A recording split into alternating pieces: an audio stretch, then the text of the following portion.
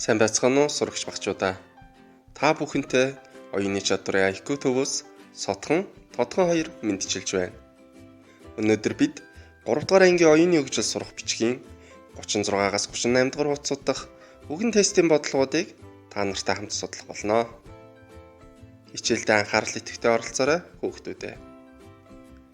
Энэ хичээл сурагчдын үгэн тестийн талаарх мэдлэг чадварыг баттгах. Сурагчдын хэл сэтгэхүйг хөгжүүлэх зорилготой. Үгэн тест нь IQ тестийн нэг чухал хэсэг бөгөөд сурагчийн хэл ярианы чадвар, үгийн баялаг, үгсийн утгыг ойлгох чадвар, найруулгын чадвар зэргийг сорж үгээр дамжуулан сэтгэхүйг шалгадаг.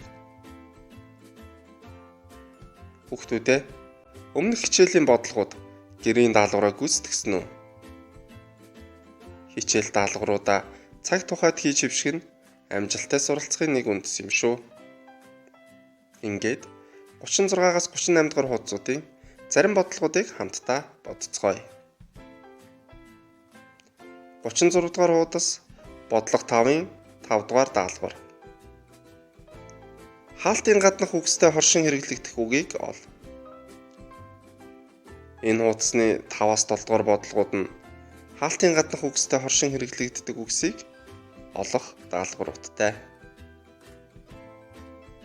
Иймд бид дуу, шуугян гэсэн үгстэй хоршин хэрэглэгдэх 5 үсэгтэй нэр үгийг олох ёстой. Энэ хоёр үгтэй хорших ямар үг байх юм болоо?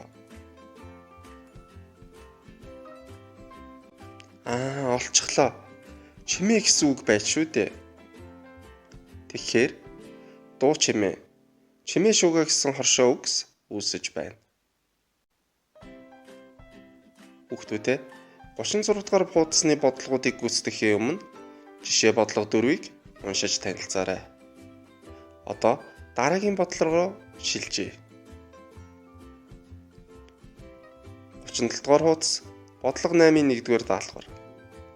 Үгсийн ерөнхий төгсгөлийг ол. Энэ төрлийн бодлогууд нь өгөгдсөн үе, үсэг бүрийн араас залгахад утгад нэр үг бүтээх ерөнхий төгсгөлийг олох даалгавруудтай. Хаалт доторх цэгийн тоон, үсгүүдийн тоог заадгийг анхаараарай. Тэгэхээр бидний олох төгсгөл 2 үсэгтэй байх нь. На, ха, хуруу гэсэн үеүдтэй ямар 2 үсэгтэй үе нийлж нэр үгс үүсгэх юм бол? Амархан юм байна. Навч, хавч, хуруувч гэсэн үгс бүтээх өвч гэсэн төгсгөл байжээ. Хүүхдүүдээ эдгээр бодлогуудын бодолд тайлбараас лавлах зүйл байгаа бол бичлэгээ ухраан дахин үзэж гэр бүлийнхнээсээ тусламж хүсээрэй. Мөн утгын сайн мэдэхгүй үгсээ тойлцэг, күйрицэг эмээн болон тойлцэг, гөвцэг эмээн цахим толовчгуудыг ашиглан тайлбартай танилцаарай.